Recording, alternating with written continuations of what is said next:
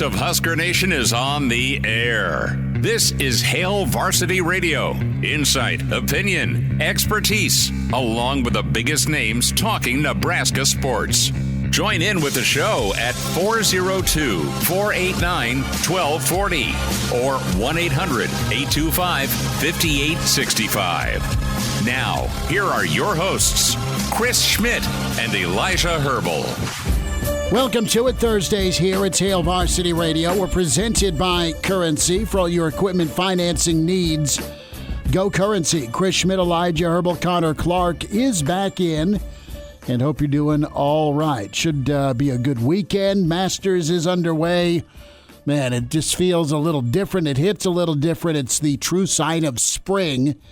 You factor in spring football and you get the Masters, so we're all smiling, specifically since it's not any of us bogeying. That's always a win. Yeah, that was just Tiger today. Yeah, old Tiger, and he just looks aged, beat up. Well, and he had moments. There was like a couple holes on that back nine where you think, oh, maybe he's starting to get it back. Maybe he's starting to lock it in, and then I believe it was the 17th or the 18th where he bogeyed. I can't quite remember, but it's not the Tiger of old. I think everyone's just waiting for that one weekend like we saw back in 2019 where he catches magic in a bottle. I think that's what it's going to take for Tiger moving forward. Doesn't look like he has the magic just yet this tournament, but the pairing was great. You got paired up with Victor Hovland, who is doing great. No, it was yeah. I mean, it was pretty fascinating Masters. I was watching a little bit of Rory doing the AirPod thing with the clubhouse as he was walking along, and it hasn't helped his mentality just yet. Yeah, they were interviewing him, and no, I mean you touch the ball at Augusta and it flies. Now it's going to be rainy and soaked in soppy potentially the next 3 days, but you at least had a 75-degree round one at Augusta. We'll keep you updated with how things are scoring and how things are going. I know Tiger was taking a monster swing out of the sand on the back nine, and I know he was hopping around on his good leg, and so it's too bad that he's compromised is the best way to say it from a health standpoint, or just his body. Now, Tiger probably did a lot of that to himself with his training over the years. That said, you want to see him thrive. You want to see Rory do well. Everyone's got a favorite.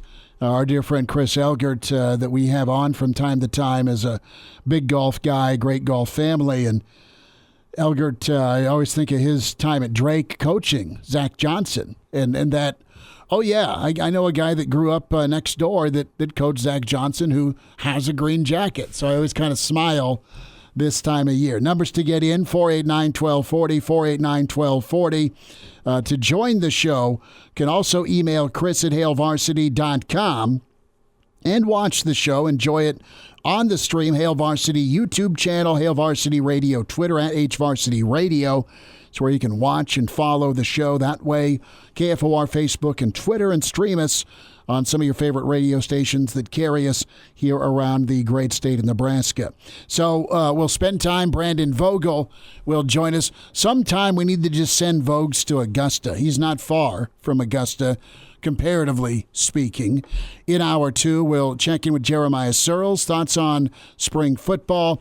Gary Barnett, we talked to Coach, and we'll get his take on just the path that Coach Rhule's taking with this preparation and how it lines up, because another deep discussion when it comes to talent versus confidence. That was a theme today, and Coach Rhule was asked about it. We'll hear from Coach Rhule. Want to give a shout-out to our dear friends Bill Hooks, Will Wilson, Morning Hookup in Lincoln, every morning at 10. They had an incredible interview with Fred Hoiberg. Really awesome stuff from Hoiberg. I hope you didn't miss it. If you did, the KFOR webpage has the podcast for you. And they talk to Fred about the Masters. They talk about culture and portal, because that's a thing, right? And they also get into, and a lot of us who grew up with Nebraska basketball remember these Iowa State teams. I remember Johnny Orr, this sweet, elderly basketball coach, and even interviewing him a few times early in my career. And he's just so cagey and was just one of a kind, a throwback, great personality, really wonderful coach. But Iowa State, it would never fail. Iowa State with Hoiberg's teams would come into the Vandy Center either on a Sunday or a big Monday, and they'd always win. They'd win. This is pre-Tim Floyd. This is Johnny Orr's last hurrah. This is early 90s. Hoiberg would go for 20. Victor Page, we called him Big Pasta. He was Iowa State's power forward, and he looked like a Chuck Barkley off of Weight Watchers. But he was just a talented fat man, and I mean that lovingly. And then Julius Mikalik as the foreign assassin with just great skill, and he was an early era tall, lanky guy that was great around the rim and also had a jumper. That stretch four type. Yeah, just a big body. Well, look at the NBA today. You got stretch fours everywhere, and one of the best players in the league is a fat, big man down low, and Nikola Jokic, who's less fat than he was, but I'll say that as a Nuggets fan. He's a big body, and it's kind of interesting to see that Iowa State team a little ahead of its time. Oh, big time. For sure. I mean, the knockdown three-point shooter in Fred Hoiberg, you got a stretch four, you got a big body five. That kind of sounds like what you got in the NBA nowadays. And, yeah, as you were, I think, alluding to, Schmitty, Hoiberg with a great story on, you're going to have to pronounce his name for me yet again. Mikalik. Mikalik, yes, how he learned English. We called him Take a Leak. But it didn't matter. He'd carve up Nebraska for 15 and whatever Danny Nee was swearing at him, he understood. It's pretty good. Let's get some cuts from Matt Rhule today to get things opened up. And guys, the more you hear from Coach Rhule, does it encourage you, or are you both just let's talk when it gets to fall? Are you more roped in? Are you buying in? Because man, the script doesn't change of what you want to hear if you're a Nebraska football fan with how he's going about his business. You're both grinning here. Well, I'm grinning because scarred tissue, both of you. I'm trying to focus on what you're talking about, but it's really tough, and our stream listeners will see what I mean. It's hard to focus when Schmitty's dressed like a jar of Smuckers. Kind of picnic table-y. No, I get it. I'm going to go to a Monday, Thursday service afterwards. And it's a good look. It's a dress shirt. It's a nice dress shirt. I've had this shirt. My wife's tried to get rid of it 48 times, and I didn't buy it on sale, and I'm a cheap bastard, so I will wear this thing until I can't I like wear it it. anymore. You look good. As you were talking, I tied the dots. I'm like, what does Schmitty look like? And I tied the dots together. Kind of Smuckers-esque. And you know what I'm talking about, that plaid pattern? No, I know. The right. It's like the old watering hole tablecloths. I will never unsee this now. Before they revamped the downtown store. It's the red and white tablecloth. But there's blue in here. I'll wear a solid shirt tomorrow. No, you look fine. I'm not trying. It's not a diss at all. It just I had to get that out of the way. Cruz says I look handsome. Cruz's been very helpful in the stream the past couple days, coming to your defense.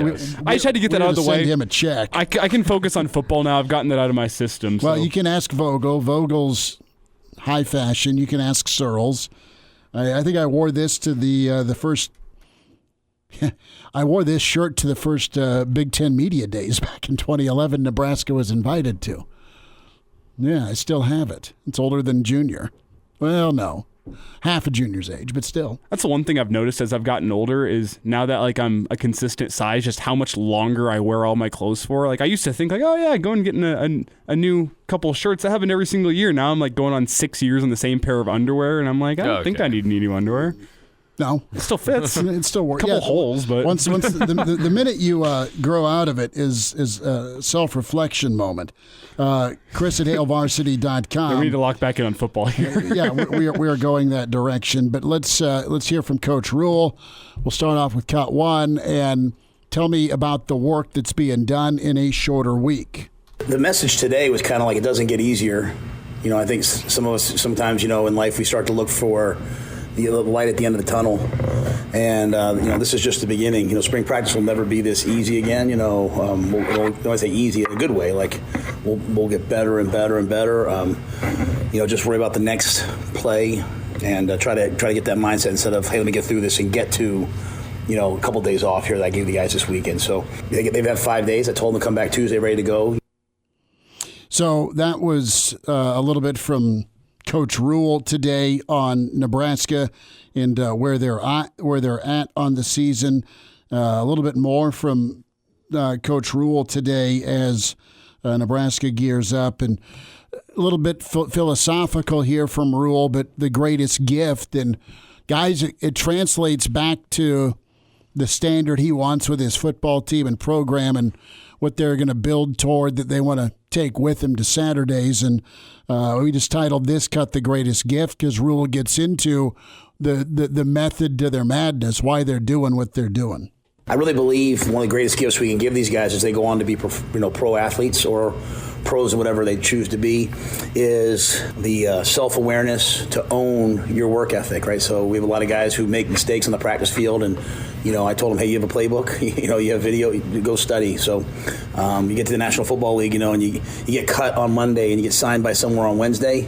Christian McCaffrey, he got traded on Thursday. I think he played that weekend, or pretty soon thereafter. So can you learn things really quickly? So just a challenge to those guys to take care of their bodies over the next week, over the next couple of days, learn the playbook better. And then we believe that any place a Nebraska football player shows up, it should be a better place. So to do things right and do things really well the next couple of days and show back up on Tuesday. So there's an element of personal responsibility. We're going to show you what to do. We're going to tell you what we want done. Ultimately, you want to play, you better get in the playbook and you better perform when called upon. We'll get you ready for it, but you not performing will have more to do with you and maybe not knowing what you're supposed to do. And I can't remember which coach it was that we talked to. It may have been Gary Barnett, who we were talking to later. I can't quite remember who it was. This a couple years ago now. But we were talking about the situations with Omar Manning and Xavier Betts a couple years ago at Nebraska where they flashed all that talent in the world and you're always wondering why they're not in the field. And he said, well... Get him the ball every play, right? Well, and he came back with, well, there is some element of personal responsibility in these guys knowing what you got to do when you're on the field. You got to be able to trust these guys, but it also comes down to a coaching staff being able to get these guys right. If you have a very high-level athlete on your team and they're not getting on the field because they don't know the playbook or whatever, it falls back on the individual position coach not being able to get a guy ready. So there's give and take in this, and that, the coaching staff is going to have to say, you guys need an element of personal responsibility. You got to take some things on yourself, and you got to make sure you learn the rule book. But it also comes down to a position coach being able to know their players and know how they learn and show them this is the best way for you to be able to go learn a playbook. You got to go do some work on your own as well. But I'm going to be there every step of the way to make sure you're going to be ready come August 29th, August 30th, whatever day the first game is, whenever we're going to strap up and play Minnesota. It falls back on me to make sure that you are ready for that moment. Guys, isn't it as simple as wanting to genuinely reach and connect with a player, have a relationship, and then be able to motivate? I mean, it sounds so simple, but that's a lot of the behind-the-scenes effort. I mean, it's coaching, it's teaching, but it's no different than a student. In this instance, your student needs to go catch 8 passes for 115 yards against Michigan on September 30th. Just me.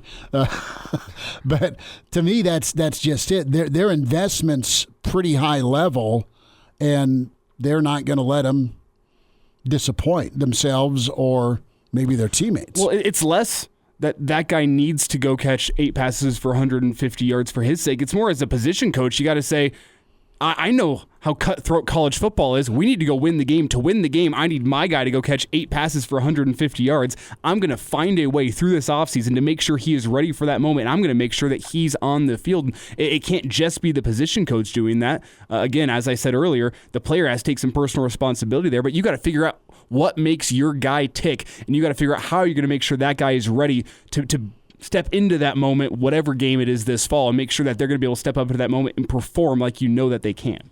Well, it's also much more needed in this situation, being able to make that extra effort to connect with your players, because Rhule didn't recruit 75% of these guys. You have to make a connection with them somehow, some way. It's like, I'll use Casey Thompson as an example. He was recruited by Scott Frost and that coaching staff. So this is a totally new thing. The fact for a year. Yeah. But it's still, I mean, You got recruited by a different coaching staff. 1 year goes by. That coaching staff lasts, 3 games? Then you have an interim head coach. And then you come into this situation with Matt Rhule taking over on a totally new coaching staff, a new coach at your position. And Rhule obviously went out of his way to say, hey, Casey, we want you back here. I want to connect with you on a personal level, because guys want to play for coaches that are invested in them. Not in just winning, but in them. And if you're not going to be invested in your players, well, you get out what you put in, right? Mm-hmm. So whatever Rhule puts into his players, he will get out of them. And I think that is kind of the big stepping stone from not to, just bash the last coaching regime, but I think that's a step up. Yeah. No, it's different, and it's better. It's needed. And there were guys who thrived under Frost. Absolutely. But there seems to be a connection. I mean, Coach Rhule goes into Miles Farmer. Miles Farmer is one of the guys that has played a lot of football, played well under the old staff, and was probably really pissed. And this, I don't know this, I'm just guessing, probably pissed his secondary coach is gone. But guess what? He's bought in. At least that's the narrative today. And that says a ton, where you have holdovers that maybe like their teammates or are wired a little different than this portal era where they want to stick. And you'll give the new guy a chance, but you may not be, skipping down the hallway because of it. We'll check in with Brandon Vogel, more from Matt Rhule. Good stuff from Coach Hoiberg. All on the way with Hail Varsity. And now, back to Hail Varsity Radio. Thanks for spending time at Hail Varsity on a Thursday. Chris Schmidt, Elijah Herbel, Connor Clark. We welcome in managing editor with HailVarsity.com and magazine, and author, Dream Like a Champion with John Cook. Brandon Vogel with us at Brandon L. Vogel on Twitter. Vogue, some Thursday in April, can we check in with you from Augusta? Can we just say we're going to pass the hat around, send Vogues to Augusta? Have you been through or been by? And I don't know where golf is on your radar. I know you love baseball, football, Michael Jordan. I mean, we have some similar interests. Football, of course, from a golf standpoint. Masters Week means what to you? Not a whole lot. Like I'll check in on Sunday, typically. So good answer. I'm that kind of golf fan. I've been to Augusta once. Not Augusta National. I've been to the city of Augusta once. So that's about the extent of it. But what I'm looking for is for somebody to just give me a ticket and send me. So if that happens, I will happily go. I'm just I'm not organized enough and on top of it and passionate enough about it to like get into the lottery in advance and do the whole parade. Well, are we talking about going and watching Augusta, or going and playing around? Because like whenever you look at going and playing around, you're talking. Would you rather play 18 holes at Augusta, or would you rather buy a 2015 Toyota Camry? Like those are options. As nice as Camrys are, a Honda Accord, I would pass on both to be able to play one round there. Really? Oh, absolutely. See, your golf game's better than mine. What does he need a Honda Accord for? It's my golf game's horrible. It's so awful. Vogues, is the shirt too busy? I've been piled on by our younger friends here in studio about my attire today. Well, they'll know better than I as the younger group here. But I don't think so. It's kind of classic gingham. It's a big check gingham. So it gets after it a little bit, but I think you're okay. See, I don't think my problem with it was that it was too busy, because like I saw Victor Hovland's shirt today at the Masters. I loved it. Yeah, I think it was awesome. Jackson Pollock puked on it. My bigger problem, which I brought it back in the first segment, is you can go one of two ways with it. Either he looks like a jar of Smuckers or he looks like a picnic table. One of those two options is kind of where I'm going with it. Old Rodney Dangerfield. Hey, if you had pockets, you'd be a pool table. Some guys, his wife was a little too heavy. Yeah. So, no, I was telling the kids, the guys, that I wore this to that first Big Ten Media Day we covered. That's how old this shirt is. But let's get to football and Matt Rhule and some more topical points of conversation with Coach Rhule. Personal responsibility, talent versus confidence. And I want to get your thought, Vogues.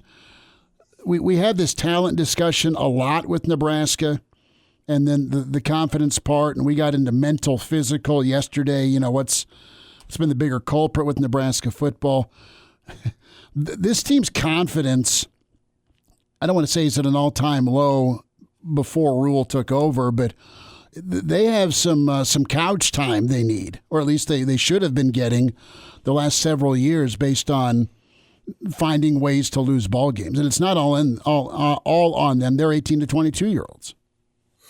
Yeah, they are. And I mean, I think that's a hurdle that this staff, you know, without saying so directly, I think is kind of diagnosed in their months on the job and is working to try and get over with. You know, there's a fairly famous study out there on what's called the winning effect. And it started with chickens, and then they moved to fish, and then they moved to, I think, men's tennis players. And, you know, comparing all of these things, like what factors, like strength, height, weight, et cetera, makes player A more likely to win their next match or game. And like the only kind of variable they could find that had an impact was winning your previous game. And Nebraska just couldn't get there. And particularly, you know, during the Frost era, as you were always so close and then never got there, those things, you know, maybe have a cumulative effect. So how do you get over that? You probably just need to have some success. You need to really drive home the point that it's pretty much a clean slate. Like everything that happened in the past is fully in the past, and see where you go from there. Brendan Vogel's with us here at Hail Varsity Radio. And Brendan, that's an interesting point, and also I think a good title for our podcast today, The Winning Effect. I do like that. And whenever you think about the winning effect, I mean, I can remember countless times that Scott Frost said, well, once this thing pops around here, it's really going to pop. And I think that's kind of the point you're getting at, is that you got to get some wins stacked under your belt to build that confidence before you can really get a program rolling. And I wonder if you have an opinion on just how important that those first couple games of the season are with Minnesota and Colorado. And you have some chances after that to build some wins on your season, but it's different whenever it's against a Power 5 opponent. So I wanted your opinion on just how important those games are going to be, being the first two games of Matt Rhule's tenure. Are they less important because it's the start of the tenure, or is it more important because of what you laid out, the winning effect? I think it's important from that perspective. And I think it's important, you know, if Nebraska just wants to have a football season that the players, the coaches, the fans, us, the media can kind of find a lot of intrigue in, versus having a year that when we get to December, you're like, well, it was year one, which if you have one of those, you know, well, it's year one. Like you only get that chance once. But boy, wouldn't it be nice to just be like, I don't know, man, like this looks pretty good. This looks pretty good. I mean, we're going to know so much, I think, about where this team is at in right away under Matt Rhule by the time we get to the end of December. So like you mentioned, you open on the road at Minnesota. Minnesota's been better than Nebraska. They just have. Sorry if that comes as a shock or is upsetting to anybody. Nebraska will be an underdog there. Right now, they're a favorite at Colorado. I think FanDuel or DraftKings, one of them put out an early line. But who knows? And then you've got the two other non-conference games coming in, games you should win. But again, there's just so much, and Nebraska has been plenty uncomfortable in those type of games in the recent past. So if you get through that with, you know, a 3-1 record, you know, I think 2-2 is kind of the baseline. But you get through that, the 3-1 or better, all of a sudden a lot is on the table for this season now. We don't have to treat it like a year one by the time you get to the end of September, if you can get those results. So in order to get those results, and I agree with you, I think 2-2 is a good baseline through that first 4 games. But in order to get to that 3-1 territory, or as you mentioned, not talking about, oh, it's just year one when you get to December, how big is the sense of urgency right now in order to make that happen? I thought that was the thing that Matt Rhule said today that struck a chord with me most, which, you know, paraphrasing him, but basically like winning happens now. And, you know, there's a lot, almost anything a coach says can kind of become coach speak if you don't see the results to back it up. But it stood out to me because I think looking at the results of Nebraska of late, I don't know if it was treated that way, and I don't know. I wasn't there. Maybe it was. Maybe the exact same points were made. But if that happened, it didn't take, I think, obviously, based on what happened on the field on Saturdays. So, and that's really true. I mean, I think that's something I would want to hear as a fan of any team in almost any sport. Like, the game days are great. It's what we're all here for. But you don't actually win that on those days. You win in the middle of April when it's not all that fun, and you just want to maybe get away for Easter. Brandon Vogel with us, managing editor. It's Hail Varsity Radio, at Brandon L. Vogel on Twitter. Vogues, when you look at the NCAA and the topic of Eric Gilbert, the stud tight end, waiver is going to be needed. I'm not asking you to go crystal ball with the NCAA, but are there less hurdles now than in the past to get a guy eligible? And this is Gilbert's third team: LSU, Georgia, and now Nebraska. Yeah, I think there are less hurdles than there used to be in the past. Like, we've seen it with basketball, we've seen it with football primarily, where it feels like anytime somebody needs a waiver, they get a waiver. And I don't think that was the case even 4, 5, 6 years ago. And I think, it becomes a little trickier with kind of the transfer rules now where, okay, well, we already give you one. Does that make it less likely to get another one? I don't know. But, Gilbert's circumstances were certainly unique, kind of splashed on the scene for a true freshman at LSU. Goes to Georgia, the best program in the country the past 2 seasons, and isn't able to play. And honestly, like, we don't even know all that much about what exactly the circumstances are. But those are the sorts of things I think you would go in depth on a waiver. So we'll see. I mean, I think it's it still might be a 50-50 shot. But to your point, 4, 5, 6 years ago, it might have been a 20-80 shot of getting a player like that able to play right away. And Brandon, whenever we talk about Gilbert, the telling comment that stood out to me today was when Matt Rhule, talking about that waiver, said, even if we don't get him to play, we made him a promise that we'll get him ready for the NFL, which I think could speak to how important Gilbert could be for this offense next season. If the coaching staff is already saying, well, even if you can't play, we're going to get you all set to go for the NFL draft next spring. Did you read into that the same way I did, that this coaching staff really likes what they have and they think that they have a future NFL guy on their hands regardless if he plays next year or not?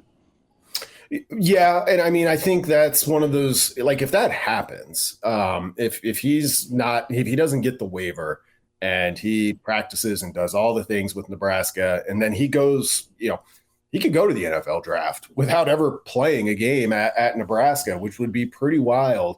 And, he'd be a real, kind of mystery prospect. Could still be a first-round pick, though, with his pedigree. Well, right. I mean, every time it shows up in one of our stories, I'm like, 6'5", 270 or whatever he is. I'm like, oh my gosh. And then all people talk about is how well he runs at that size. But so that's kind of worst case scenario for Nebraska if they never get a game out of him. But it would still, I think, be a positive for, like, hey, look what we did for that guy. We didn't get anything on the field from him. Maybe got some stuff in the locker room. Who knows what's going on behind the scenes? But you can use that, and I think it's a real example of how serious this coaching staff is about what they say. Of, like, we want guys to come here, get better, and we'll help them get where they want to go, even if in this very rare circumstance that player may not play a game for you. Brandon Vogel's with us. Vogues, what's happening with Hail Varsity this weekend? What's on the docket digitally? And, of course, a great new issue with the magazine. Yeah, so like the Nebraska players themselves, our staff gets a day off from practice on Saturday, but we'll have plenty of football stories to come throughout the weekend. Jacob Padilla has been running a good series. It's one of my favorite things every year, is kind of his year-end review, position by position, whether that's volleyball or basketball. Of course, we're doing basketball now, and then April issue goes to print early next week. Vogues, you take care. Thanks for the time, bud. Thanks, guys. And now, back to Hail Varsity Radio. Good to have you in. It's Thursday. It's Hail Varsity, presented by Currency. Chris Schmidt, Elijah Herbel Connor Clark, big thanks to Brandon Vogel. Good talking Nebraska spring ball on Gilbert, the tight end. Topic of confidence. And we'll get some thoughts on Sirles from Jeremiah Sirles as Nebraska is practicing a lot of ones-on-ones. 2.5-hour practice today. We'll finish up here with a little bit of Coach Rhule, and then we'll get into some excerpts from the Fred Hoiberg that was on earlier, interview that was on earlier with Bill Hooks and Will Wilson. Good job, fellas. That was an incredible listen. And thanks for letting us borrow some of that sound. But let's go to the specifics here of the work that the Rhule's doing. And Benhart was asked about the offensive line, and this really gets to it. And we started talking talent and talent v. confidence. That was a focus for Matt Rhule today, and he explained, if you listen, just where this team is at and what he thinks they have, but they got to get to a certain point. Cut 11 here. You know, Bryce is an NFL player. There's no doubt to me about that. With what we're doing, the way we're playing, I think it's going to turn Bryce loose. You know, I think a lot of those guys, and I'm not throwing it on, I think a lot of them kind of been beat down. Like I said, the narrative is the O-line's terrible, and so they hear that a lot. And so I think Bryce, like all those guys on the offensive line, just has to play with great confidence, right? Confidence is not, no matter what, confidence is not, in my opinion, just my humble little opinion, not telling your kids, hey, you can do anything in life, right? Like, I love my mom, but my mom never told me I could do anything in life, and so like we tell our kids sometimes they can do things they can't, and it actually backfires a lot, in my opinion. So to me, confidence comes from elite preparation, right, and doing it day after day. That's why we go ones-on-ones every day. We don't go ones-on-twos, ones-on-threes. We go ones-on-ones, so that Jamari, one of our best pass rushers, or Judy, or whoever's working on Bryce every day and working on Piper every day, and so that they all just keep saying, hey, we're getting better because iron sharpens iron. So a lot of these guys, the key for how the season will go, because people always ask me how the season will go, we have the coaches we have the players we have. A lot of it will come down to confidence. It is 1,000%. And how does this team get confident without the ability to play a game? Well, it's what they're doing in their daily work to get ready.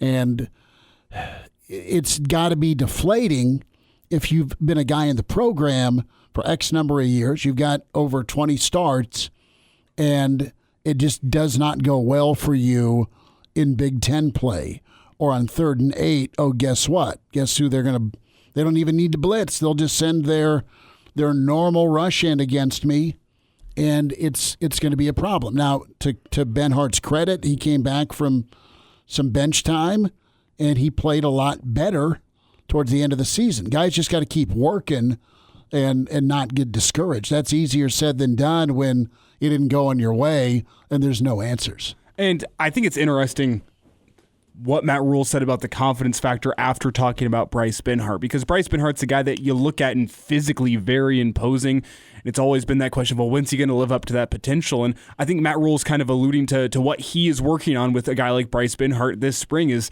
we're changing up a lot of stuff, and his head's probably swimming in a new playbook, all the new things he has to do, and he's letting him know, hey, I'm in your corner.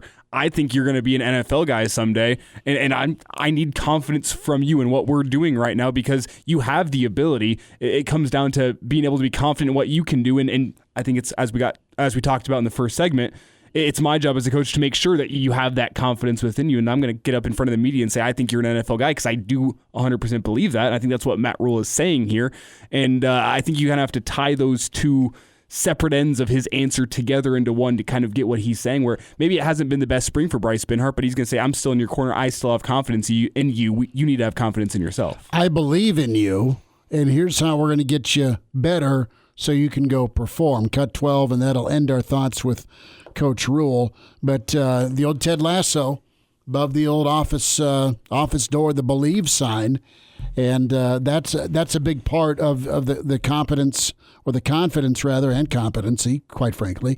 But it's a big part of that formula. At what point do they believe they can really win? When I say believe, like, we all say we believe, but like when you're down 17-7 in the second quarter, the great teams that played here probably laughed and then took it 170 yards, made it 17-14. The other team had a lot of pressure on them.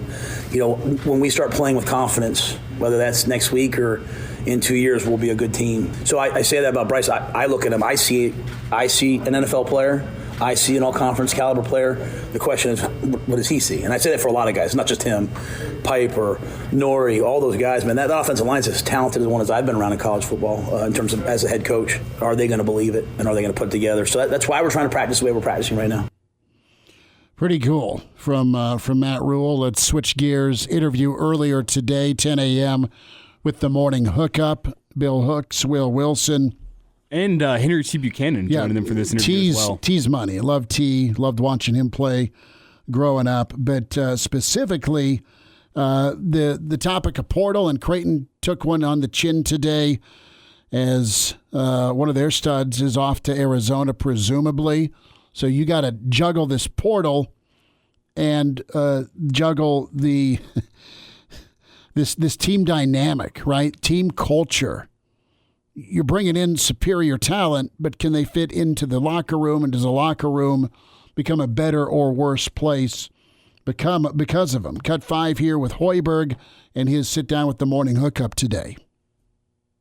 I think one thing with the returning players that we have and the guys that were a part of it this year, they saw what the chemistry did for this group. And, that's one thing, when I look back at my days, my playing days, we had a team in Minnesota that it was so tight and so together. And it's not like everybody hung out off the court and did things every night, but it was a team that whenever we were in between those lines, we knew how important it was to stay together, and we found a way to win every close game. And if we were within, a couple possessions with under 5 minutes, we knew we were going to win. And, when you have that type of culture and that type of bond, when you get out there on the floor and do it together, you can accomplish anything. And, had we not had an injury to Sam Cassell, who tore a muscle in his hip in a Western Conference semifinals, I think we would have won a championship that year. But, it just was a perfect example of what great chemistry can do, because we beat teams that were a lot more talented than us. But, that togetherness was what propelled us to a lot of wins that year and the number one seed in the Western Conference. When I was coaching at Iowa State, we had an unbelievable culture, and we took, some kids that maybe didn't work in a previous school, but because we had the culture built, those guys had no choice but to come in and buy in right away. So, I feel good about where things are right now with this group. I think we've got some good guys back with some leadership qualities, and, now it's about adding the right players. And some guys, as you said, are very talented, but they may not fit what you're trying to do from a chemistry standpoint. But, there's a lot of work that goes into this when you start talking to kids that might be in the portal, and you talk to, former coaches and, what may have happened, to a kid maybe falling out of the rotation. And, you just try to make the best decision possible, based on all the information that you get. So there's a lot of things that go into this, not just, okay, we would take him. You talk to the... That's a little bit from Fred Hoiberg, Hail Varsity Radio. We'll wind down hour one and get ready for hour two. Jeremiah Sirles coming up, Gary Barnett, Danny Burke from Wiesen. Some of your emails as well, chris@hailvarsity.com. More from Fred Hoiberg's interview earlier today with Hail Varsity. And now, back to Hail Varsity Radio. One final time this hour, it's Hail Varsity Radio. We're presented by Currency. For all your equipment financing needs, go Currency. As Chris Schmidt, Elijah Herbel, and Connor Clark give us a find on Twitter at Schmidt_radio, at Herbal Essence for Elijah Herbel, and for Connor Clark at C_Clark_27. Reminder about your friends at Dyer Law. Do you have a workers' comp situation? Are you confused about your options for workers' compensation, your claim? Put your trust in the team at Dyer Law to help ensure that your rights are protected and that you get the settlement you deserve. Call the Dyer Law team today at 402-393-7529 or visit dyer.law to chat with a trusted professional about your workers' compensation claim. Dyer.law, 402-393-7529. Before we hear a little bit more from Coach Hoiberg and his interview with the morning hookup.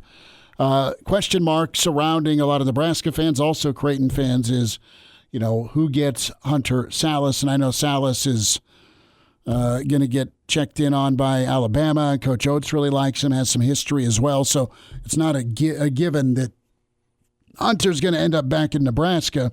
But there's a couple of Omaha kids that could team up and find their way to Lincoln or for Nebraska and for Fred or even Creighton. Yeah, I mean, this is probably one of the big off seasons ever in the Fred Hoiberg career, not just here, but ever. And, there's a transfer out of, I believe it's Cal State Fullerton, I want to say. Yes, that's correct. Originally from Omaha Central. Yes, exactly. Latrell Wrightsell. He's a friend of Sallis, and he's having a Zoom call with multiple different schools. Nebraska's one of them, and he is pretty keen to the idea of teaming up with Hunter at some point, which could potentially be a Lincoln destination. Be kind of a party to, like during COVID, where it was like the Brady Bunch squares, where you have an interview and it just turns into a Royal Rumble via Zoom with all these coaches. Well, and it kind of gets into that point we just heard from Hoiberg last segment about how do you balance seeing those stars in your eyes whenever you see this world of talent. Yeah. This dude's great. This dude just played at Gonzaga. The question is, does he fit in with the team chemistry? I'm not saying that Hunter Sallis doesn't. I don't know the kid. I've never played basketball with him. I've never talked to his high school coach. I couldn't tell you whether or not Hunter Sallis... You don't want another Teddy Bucket situation. That's exactly where I was going with this, where it's... You want the guy with the world of talent. You think about what he could do for Husker basketball and be a fan favorite. Everyone would love the hometown kid coming back, and he's got a world of talent. But you have to ask yourself that question: is that risk that we're taking in changing the team chemistry and the team culture that we have right now worth it? And maybe Hunter Sallis would fit in like a hand in glove. But you don't know that, and that's, I'm sure, one of the things Hoiberg is going through right now as he goes through all these recruitment processes. Well, one thing I do want to add, too, is the fact that you just got out NIL'd, apparently, by West Virginia for Kerr Carissa. So I think that puts an extra sense of urgency on this coaching staff to go out and make a move in this transfer portal because, Creighton's going to do that up the road, and everybody else is going to do that. The transfer portal is very talented this offseason. So I think there's a sense of urgency there, like, hey, this kid is from your state borders. Now, I'm not saying Hunter Sallis is the end-all, be-all, or that he's going to go to Nebraska no matter what. Good talent, though. But he's a good talent in your state borders. If you can get him, that's fantastic. And I think you can out-NIL Creighton in the same... I mean, Creighton just got out-NIL'd for Nimhart from Arizona, so you have to consider that as a factor here with Nebraska. And maybe you allowed yourself to get NIL'd for the Arizona kid. Hour 2, Sirles on the way. The voice of Husker Nation is on the air. This is Hail Varsity Radio. Insight, opinion, expertise, along with the biggest names talking Nebraska sports. Join in with the show at 402-489-1240 or 1-800-825-5865. Now, here are your hosts, Chris Schmidt and Elijah Herbel. Hour 2, it's Hail Varsity Radio. We're presented by Currency for all your equipment financing needs. Go Currency. Chris Schmidt, Elijah Herbel, Connor Clark. Give us a find on Twitter at Schmidt_radio, at Herbal Essence for Elijah Herbel, and at C_Clark_27. Numbers to get in, 489-1240, 489-1240, or 800-825-5865. 20 minutes away, Gary Barnett going to join us. His take on Coach Rhule, his showdowns with Frank Solich, and, of course, the tradition like no other, or unlike any other, the Masters. As Barney's a huge golf fan, he's been to Augusta a few times. We're going to try and run down Jeremiah Sirles, proud new papa. So he's got a busy household, and we spent a lot of time hearing from two head men. One, of course, Coach Rhule earlier today, his post-practice, and then thoughts for sure from Fred Hoiberg and his interview with the morning hookup that airs at 10 o'clock on KFOR with Bill Hooks and Will Wilson. That was really good radio earlier. So that's where we're at. But the theme has been about confidence, personal responsibility. It sounds like a motivational getaway conference. But no, it's Nebraska football, spring football 2023. Jeremiah will be on his computer in just a minute. He told me. He's like, quit bothering me, Clark. Know. Well, did he reach through the phone and like slam you? Well, he knew it was us. So he's like, I'm going to my computer right now. Again, hard to blame him. You said new dad. Oh, and here he is. Well, I heard Sirles was in the process of breastfeeding, actually. Oh, no. No. Did you hear Herbel just hammer you? Mama came home with groceries and a crying baby, and I had to get him in the house before we could get everything rocking that's and fine. rolling. That's I apologize. fine. So it's one of these, and if you're watching on the Stream Hail Varsity YouTube channel where you have outstretched arms and it's here, take it. Just think of me. I'm just doing the Collinsworth slide in right now. No, you're good. You're just gonna move in. You're gonna move in. How are you? Hello, friend. Hey, congratulations, man, to you and your family. Thank you. Yeah, it's been a whirlwind of a week. Yeah, baby Graham turned a week old today, so figuring life out with 3 kids, and it's kind of comical. I thought having one was hard, so now it's like you look back on it when you just had one baby, and you're like, child's play. Now you got 3 gremlins that you got to keep fed and happy, and you just figure it out as you go. Well, I love the Sirles Instagram at Sirles71_HSKR for Twitter, but I mean you're firing up breakfast in the morning with the two older kids, and they're helping you do pancakes in Nebraska O-line fashion, of course. Absolutely, of course. We got to get the pancakes going, and they wanted to wake Mom up, but Mom was sleeping with baby, and so I was like, how do I keep these things busy? I was like, hey, you want to stir some pancakes? So they just whipped that batter right up. But yeah, I mean, in all seriousness, my wife is an absolute rock star. I mean, she labored for most of the night and came out with a healthy kiddo and full natural. And I got to give a shout out to the birthing center over there across from St. E's. Awesome experience. Highly recommended for anyone that wants to go the natural route. The birthing center was fantastic. Sirles, I got to ask you the question of knowing your athletic background. Do you ever, in early childhood, try to influence your kids into athletics? Because I remember one of my high school teachers, Mr. Beacom, he was a high school baseball coach as well. My dad punted. He's like, you're not going to do a damn thing. Well, if you're on the radio. So Beacom, he's currently the head coach at Lincoln Northwest, actually, just got that promotion. He said when his daughter was born, he'd always put things into her left hand so she could be a lefty hitter whenever she grew up playing softball because it was more advantageous that way. And Sirles, I wanted to get your take. Are you, when you look at the diet, are you feeding him anything to turn him into big wrestlers, linemen? Like, are you doing anything or you let him pick their own path? No, I think you got to pick your own path. But I mean, in our house, sports is on nonstop. I mean, if it's not football, it's hockey. If it's not hockey, it's golf. We always have sports on in the background. It's just something that is part of our DNA, and we really want our kids to, we're not going to force them to play sports. But I think being an athlete and learning how to compete in different ways is such a great thing, not just for college athletes, but just for life in general. So I'm not going to push them to go either way, but I do take my son out golfing with me because that's the one sport that I'd say you should do because you can make a lot more money and not beat the hell out of yourself. Keeping with that sports influence, what do you think this Nebraska football team's learning from Coach Rhule this spring? I think from what I've been hearing, the good things that I've been talking to is he's got that standard set of what it's like to compete every single day in his regime and what his definition of competition is. I think for a while there was very loose definition of what it meant in the standard. You kept hearing the standard, but I don't know if the standard was ever clearly set under Coach Frost. I don't know if there was ever a true, here's the line, you do not cross this line, you toe this line.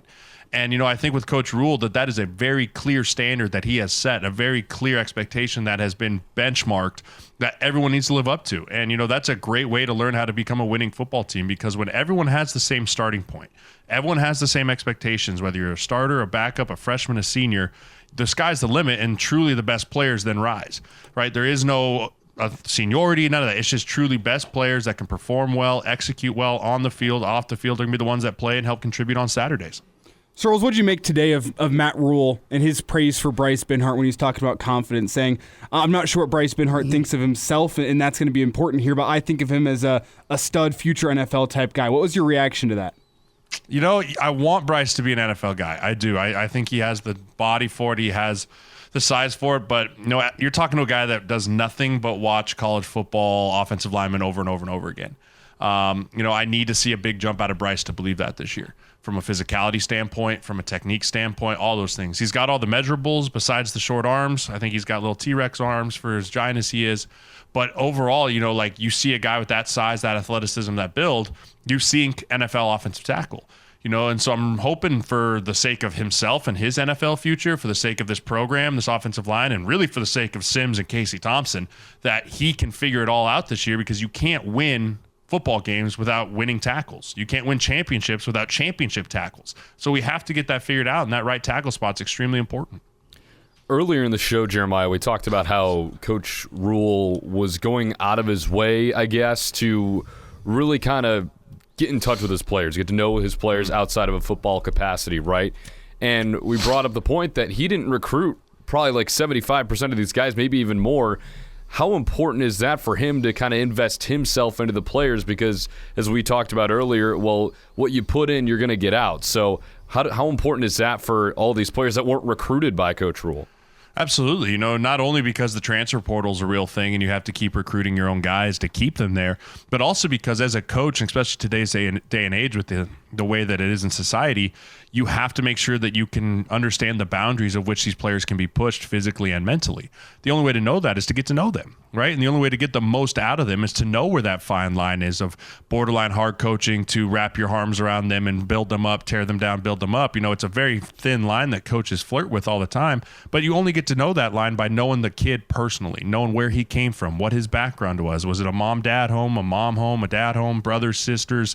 All those things play a factor into that, and then you get to kind of know those things through the recruiting process. But when you just get dropped into a room with a bunch of guys that you want to lead, as a good leader, you have to connect with them, right? No good leader has no connection with their audience base. So, I think that's just a huge piece that he wants to do that. And then on the flip side, if you're a player and you see the head coach who didn't recruit me, but is taking time out of his day, that he's got a million things on his plate to come learn about me, to learn about my family, to learn about what makes me tick, it's just going to want to make me play even harder and perform better for that guy. So all across the board, great things from Coach Rhule so far.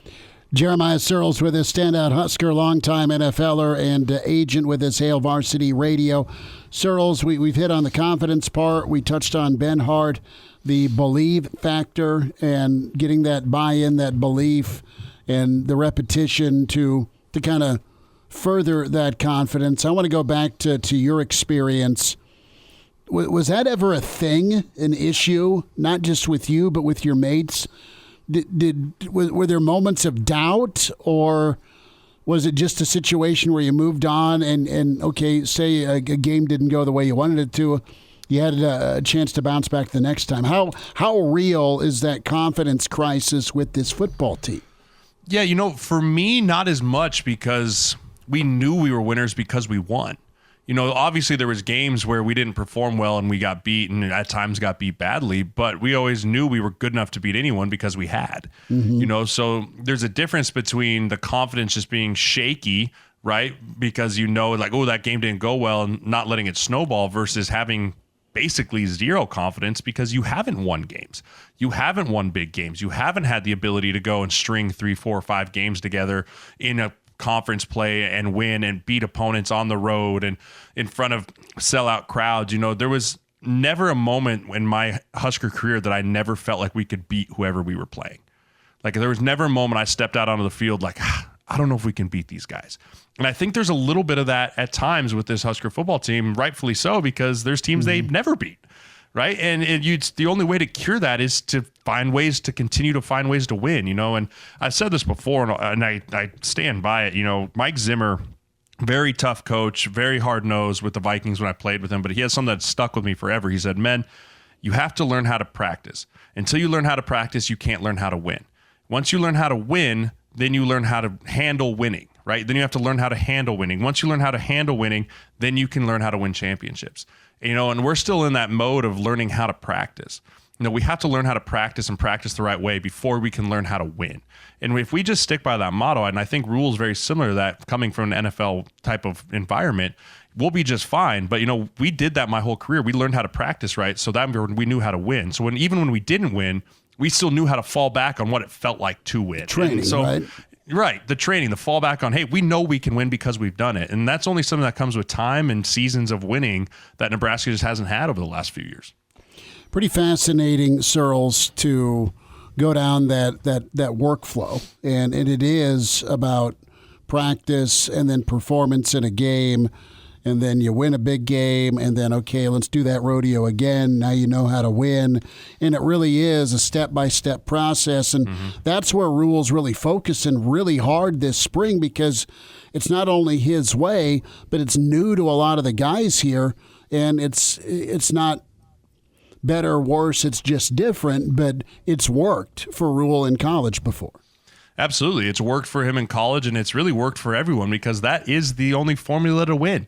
I've never been on a team that doesn't know how to practice that knows how to win. It just doesn't happen, right? And you see it time and time again with teams that have huge, big wins, good teams, at the Alabamas of the world down to the whoever's of the world, right? The Sisterhood for the Blind, Deaf, and Dumb. It doesn't matter if they win a big game, but then they start feeling themselves, they don't understand how to handle that, or they ride the roller coaster of emotion, they come out the next week and lay an egg. You know, it's just as important to wipe it clean once you get a win and just stay with the process, which falls back to how do you practice? Sirles, on the flip side, is there anything to knowing how to respond to a loss? Because I don't think anyone thinks this Husker football team is going to be perfect this season. And based on what you've seen and what we've heard from Matt Rhule, do you think this Husker football team knows how to respond to a loss? You know, I think it's going to be different because they know how to respond to a loss based off familiarity, right, of how they've responded to losses over the last 3, 4, 5 years, whatever it might be. But how they respond is going to be very predicated off of how Coach Rhule responds to a loss. Right, that'll be very telling. How does he respond? Does the week of practice become harder the next week? Or is he, hey, this is my process. This is how we practice. Whether we win, lose, or draw, we will always practice this way. You know, and that's going to have to be create habits of how you practice after you lose, too, because that is just as important as after you win. Sirles, on a different note here, one of the bigger stories from earlier this week, which I couldn't tell if it was a stupid story or if it was something that should actually be looked into, and I did some research into you. I know you wore knee braces for most of your career, and that was a story earlier this week. The Husker offensive line isn't wearing knee braces. What's with that? Do you think that can actually improve flexibility and mobility in linemen, or is this one of those mental block type things trying to build confidence where we're taking the knee braces off you guys, now you guys are free to go be mobile? Yeah, you know, I was a guy that wore knee braces my entire career, through college, through the NFL, and, you know, I tore my ACL when I was 16, so it was just one of those things that was a comfortability thing for me, but I know when guys get to the NFL, they love the ability to not wear them. As an agent, I get really nervous when I see college players without them because you're putting your future at risk. I can't tell you how many times I had guys thrown into my knee brace where my knee brace itself was actually bent, but my knee was fine. And, you know, I don't know if those end up being career ruiners for me in college if I don't have those braces on. You know, I think there's something about, hey, let's practice in braces because that's where a lot of the injuries happen, and then you can go play games without them. I would be more along the lines with that. We actually, in San Diego, that's how we had to do it. We had to wear braces in practice, but you were free to not wear them in the games. But I just feel like there's too many uncontrollables and that can happen with knee injury, specifically of piles getting rolled up on or those type of things that knee brace is just preventative for. As far as playing faster and all that, yeah, you do run faster. You don't have 2 pound like just literally attached to your legs like weights. But for me, it's more of a player safety thing with just trying to control and not get injured. Jeremiah Sirles with us at Hail Varsity Radio at Sirles71_HSKR. Thoughts on spring ball, thoughts and reaction to Matt Rhule. And Papa Sirles is hunkered down in the Husker Den. Sirles, this weekend, how big's the ham in the oven? Not a ham. We're doing ribs and brisket. Really? Ribs and brisket. The weather's finally turning. I want to get outside. Do your smoker, huh?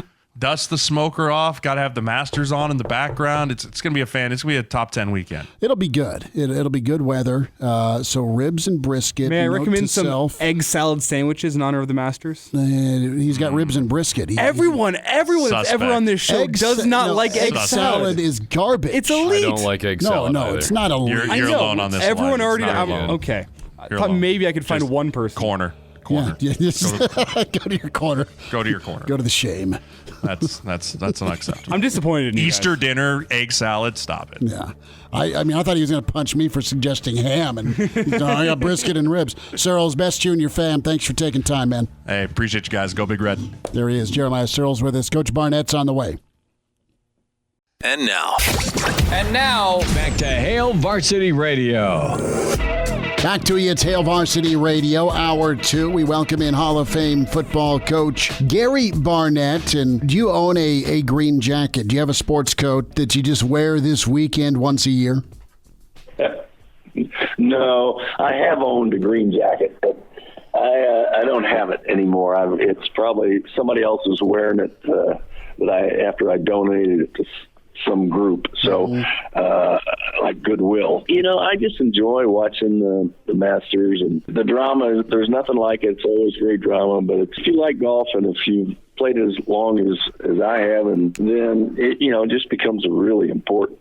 I always get in some sort of game as to who's going to win it and put $5 in or something. But that's about it. But I really do enjoy watching it. And my wife really loves hearing the birds and watching it. It's so peaceful, It's just one of those things. It's quite honestly the sales pitch for HD TVs, isn't it? Oh, unbelievable. I played there, the Azaleas were in early, and I played early, and then they weren't around for the Masters a couple weeks later. It's really hard to really tell you how beautiful that place is. Bucket list item, Gary Barnett's with us. So let's get this out of the way first. With the Masters pool or draft, who do you have this year? Well, we draw numbers, and then you get to choose which number who you want to pick. Well, a lot of the good ones are gone if you get the 4th pick or 5th pick. To me, if you can just go bet on anybody, you got to bet on Scheffler. You just got to. But after that, I think McIlroy, I think Rahm, I think Jordan Spieth. The one I think that I will pick today, if I don't have Scheffler, might be Max Homa. And then Cam Smith, he's always played well there, even though he's not playing in the country very much. And there won't be anybody rooting for him. Those are it. I think Homa is just playing so well. How could you ever go against Scheffler? I mean, what a clutch player he is. Let's talk about clutch for a moment, and that's what's so fascinating about Rory and his opportunity this year. The way he ended a year ago has got to give him some confidence. He's also persevered, and really good article on ESPN.com yesterday, through a lot of scar tissue, Coach, at Augusta, and I think back to 2011. And he's still working on it. He's still working on it, man, for, to get that career grand slam. As a leader and a coach, tell me about how you separate from that being too cautious, the playing not to lose rather than playing to win. Once you have a lead, keeping a lead. And that's something that Rory's had to battle through at Augusta. I want your perspective of it as a football coach when it's 4th quarter time and momentum shifted. Well, I think the most important thing is that you keep your mind still. You are at your very best as a player or as a coach when you just slow your mind down. Make it go still. Don't necessarily think about the positives and don't ever think about the negatives, the possible consequences. You're going to have a lot of guys on your staff on your phone with you that are they're gonna be telling you those things. You can't buy in. When you make a decision, you have to go completely still. And I think playing this game of golf is the same way. And Rory his mind has to go completely still if he's going to win this thing. And that's you control that.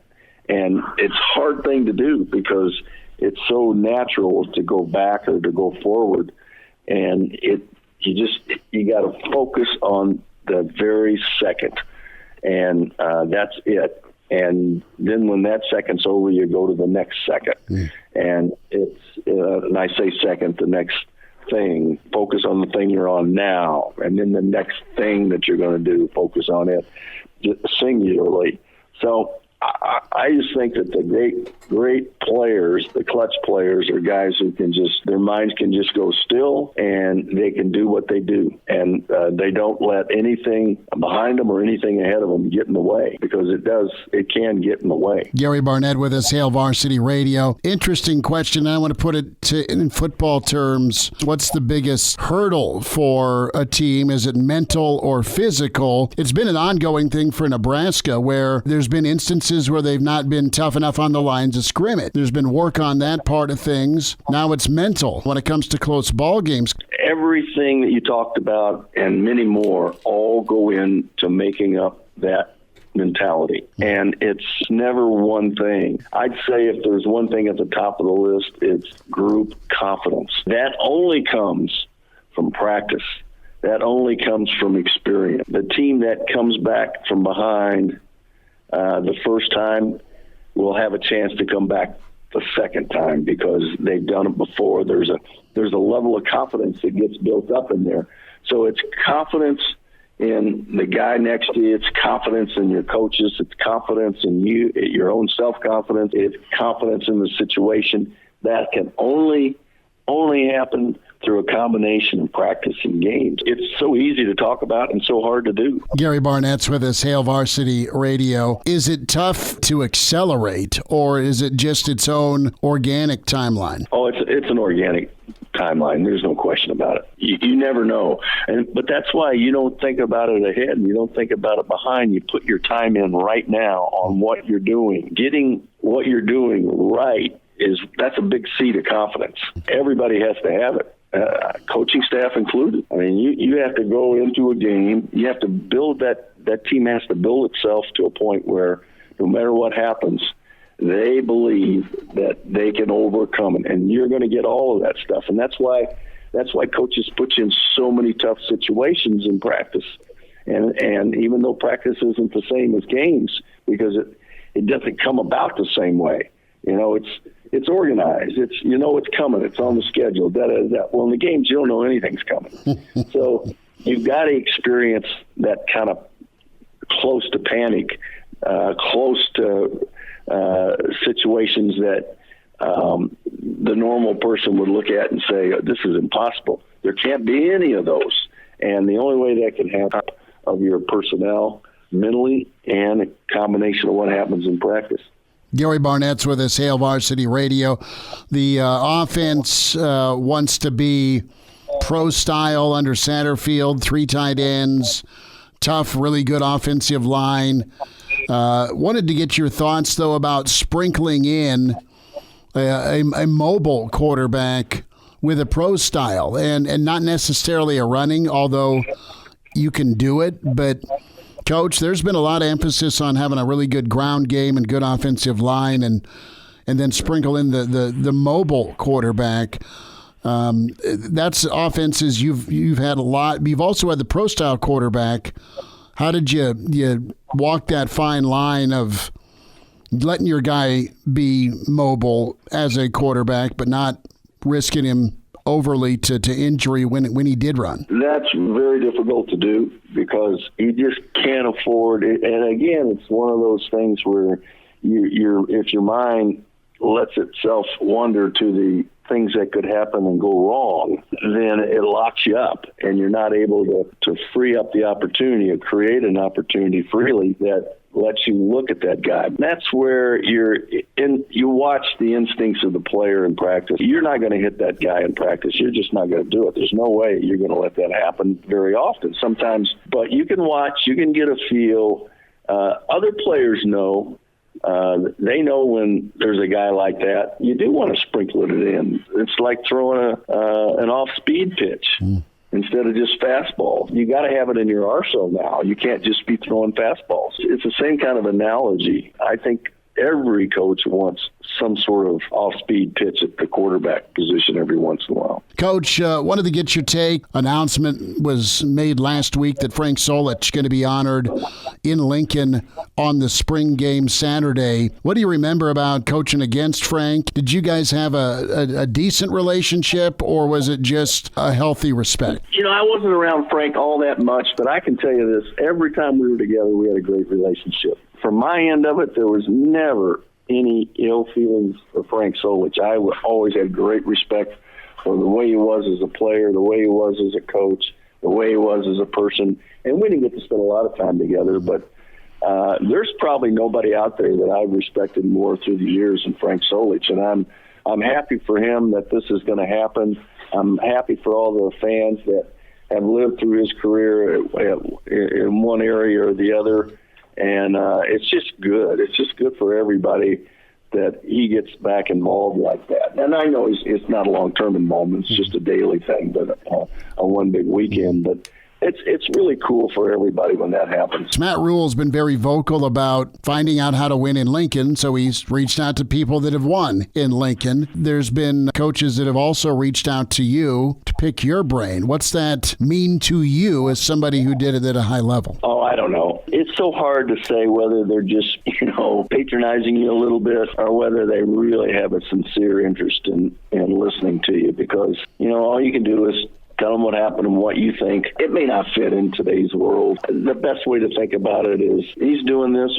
It doesn't matter what the reason is he's doing it, and I owe him to give him as much information and feedback as he wants, and whether he uses it or not doesn't really make any difference. But you owe it, when you get asked that question, then you owe it the proper, respectful response.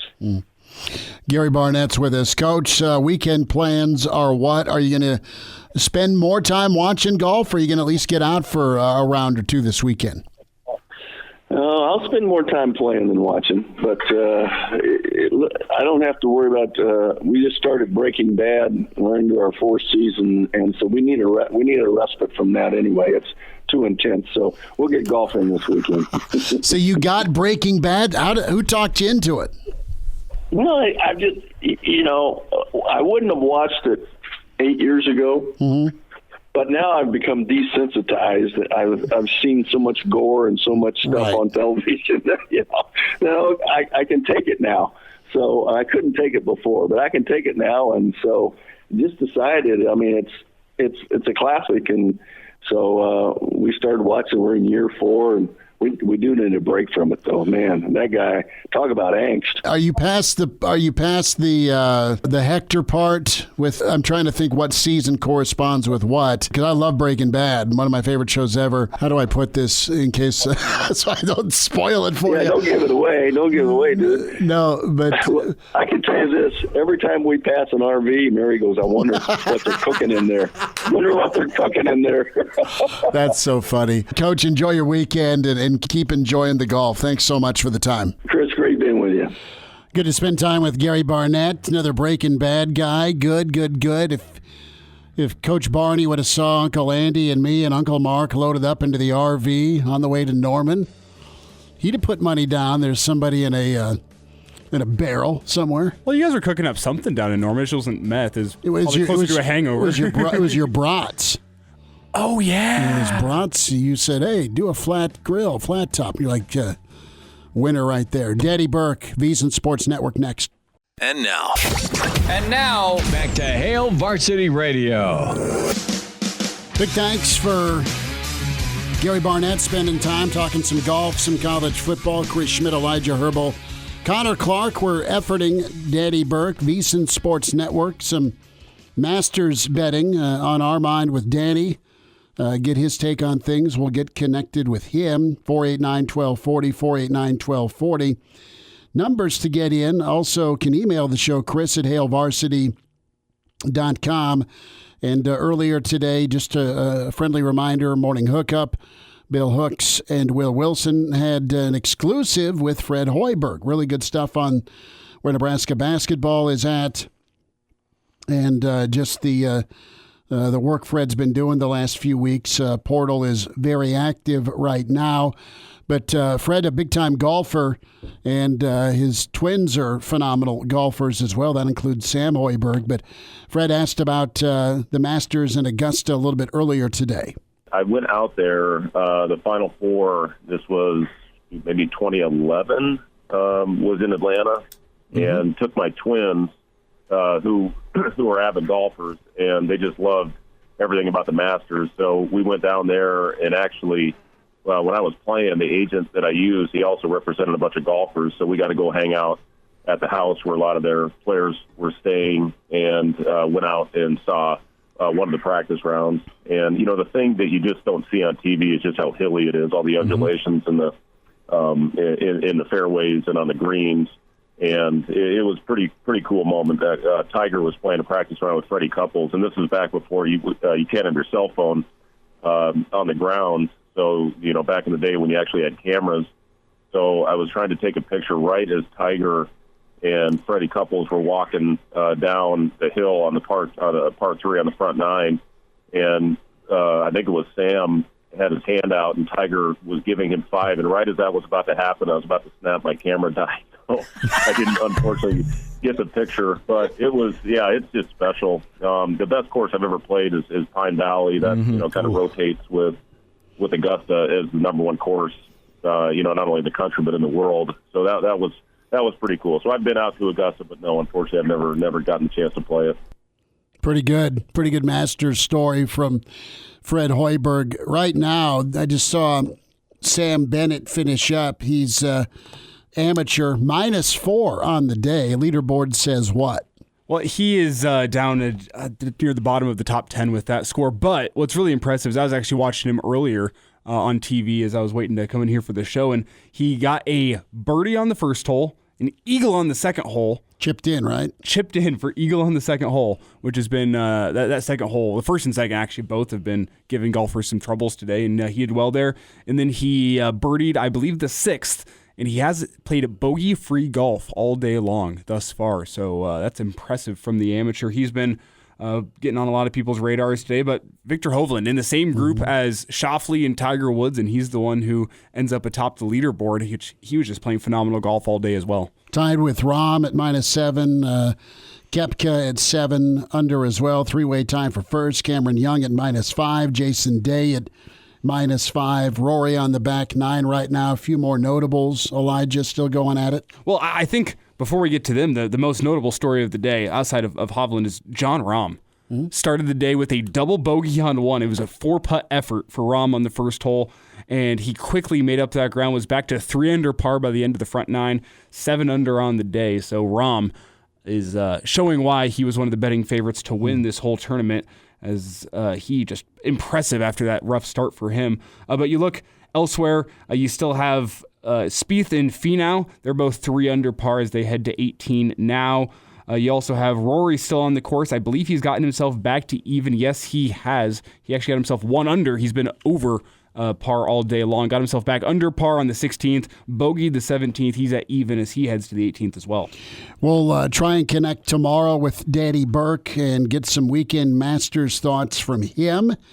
As good stuff podcast there for you. Spotify, iTunes, Google Play, where you can hear the entire show, download the full show segment, or the different interviews today with Brandon Vogel, of course, Jeremiah Sirles, Gary Barnett, all this hour. Before we leave the Masters conversation behind us, I should note that we picked our favorites yesterday, Schmitty. I think I said Finau, didn't I? You said Finau and Rory, I believe were your two. Connor laughs. Do you remember who I said? You went with the egg salad. I went with Will. I did not. I went with Will Zalatoris. Why that's funny is Will Zalatoris pulled out of the Masters before he stepped foot on the first tee box. So that was rough news to wake up to whenever I'm putting my pride on the line here on the show. I think it was multiple stakes and beer bets. That's how I'm feeling. Multiple. Yeah, so it's a win even if I don't win. I will say there one more Masters note too. Jack Nicklaus's grandson hit a hole-in-one on one of the par 3s. Yeah. Which is crazy. He's 15. I know. Doesn't look like he's 15, but he's 15. Also, Jack Nicklaus's golf swing is still beautiful. Still beautiful as ever. You watch it and doesn't have the same power that he used to have, and obviously his prime was well before I was alive, but I've seen enough videos of him golfing. That swing is still pure. I envy all those guys that not only are playing in the Masters, but those former champions that come back and play the par 3 contest or lead off the Masters. To be that old and still have that beautiful of a golf swing is just something that, I am in the prime of my life, technically, at age 24. This is where my athletic career is supposed to peak, and my golf swing is awful. Let's wrap up this segment a little bit more from Coach Hoiberg. And good question from Will Wilson on this season for Nebraska basketball. And Will asked Coach Hoiberg, cut 3 here, if this has been the best coaching job of your career. I'll say this about that group. It was one of the more enjoyable teams that I've ever had the opportunity to coach. They came to work every day. There's no agendas. It was just a team that stayed together through a lot of very difficult times and a lot of adversity that we faced. And really, it was almost like coaching 2 separate teams. That first group was really built on a defensive identity. Bandamel is one of the best on-ball defenders that I've ever coached at any level. And, you see the impact that Sam Griesel had, not only on the court but off the court. And, I think we talked about this last year, heading into the season, just, how much time those guys were spending together and the chemistry that was being built. And I think you saw that on the court. We were a very connected team, really all throughout the season, based on all the different things that happened to us. And, after that first half, when Manuel went down with his injury and Jawan had the shoulder injury and Blaze was in and out of the lineup with the ankle injury, we really became more of an offensive, faster-paced team, and a big part of that was Casey, the way that he finished out the year and, shooting over 50% overall from the floor and over 40% from three and almost 90 from the free throw line. Those are incredible numbers, especially based on the degree of difficulty on the shots that he took. So, it really was an enjoyable team to coach, and those guys were bought in, and we went through a tough stretch after those guys got hurt, but once those freshmen kind of settled into new roles with Jamarcus and with Sam, playing much more prominent roles, and Jamarcus becoming a starter and really becoming one of the best freshmen, I think, in the Big Ten as that season wound down. It's exciting to see, and what will happen with our future because of how the young guys did step up and what they had to do with a much bigger and more extensive role. Good stuff from Coach Hoiberg. Again, KFOR website, the podcast available with the morning hookup. Good stuff from those guys, Hooksy and Will and Coach Hoiberg. We'll put a bow on Thursday. Hail Varsity presented by Currency. And now, back to Hail Varsity Radio. Thanks for hanging out. Hail Varsity Radio, presented by Currency for all your equipment financing needs. Go Currency. Chris Schmidt, Elijah Herbel, Connor Clark.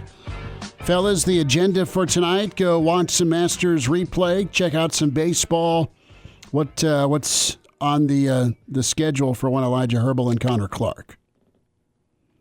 Well, I guess I'll start here. I got nothing too exciting. I'm going to home make myself some dinner. Going to go see an old friend, maybe get some dinner, and I don't know. We're all three of us up bright and early tomorrow morning for the Saturday for the Friday show. So can't really have too much planned whenever I got to be in here at. Yeah, I would say 5, but let's be honest. I'll be rolling here like 5:45. I love you both. Morning. There's so much joy in your voice for. I got to be up for the morning show. Hey, I will say, when we're done with it, though, I feel great because it's 9:00.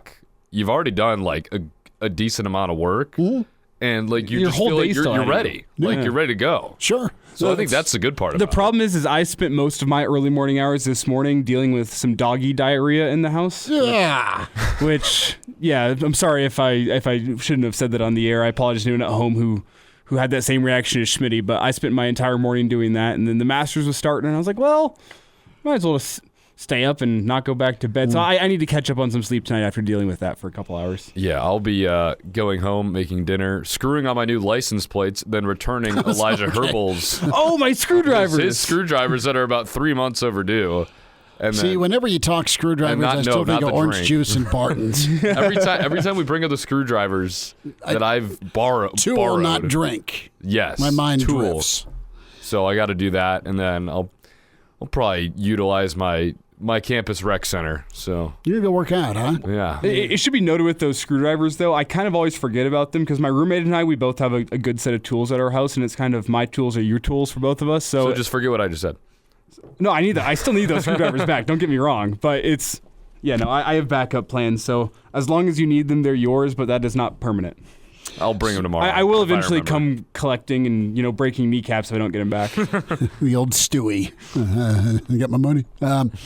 Tomorrow we will run down Jacob Padilla, his take on the portal, Nebraska's latest pursuits, basketball-wise, Creighton as well, their fallout. Brady Altman's all sorts of spring football, the Pride of Fairbury. Bill Dolman going to be with us, and probably hoping Dr. Rob Zadiska, as we are not far away, 2 weeks away from the Pipeline event at the Hail Varsity Club on the 21st. Really awesome. And that is going to have all 5 starting members of the Pipeline. Great offensive line with Nebraska, Wiegert and Stye and Graham. And, of course, Joe Wilkes. and Dr. Rob. So that's going to be really cool. 6 to 9, Friday the 21st at the Hale Varsity Club, halevarsityclub.com. Log on for that info. The event 6 to 9. I think cocktail hour starts around 5:30. We'll be up there on that Friday from 4 to 6. Reminder to get buckled up. Use your seatbelt. It saves lives, prevents injuries only if properly worn. Buckle up. A message from the Nebraska Department of Highway Safety Office. Really good stuff on coaching and practice and just kind of the mentality needed and the topic of confidence with this football team. Good stuff from Coach Rhule earlier. Going to want to hear Gary Barnett and Jeremiah Sirles. Podcast has that for you. Brandon Vogel, fantastic. Big thanks to you, Elijah. You as well, Connor. And back at it tomorrow at 4 on Hale Varsity Radio, presented by Currency. Have a good night.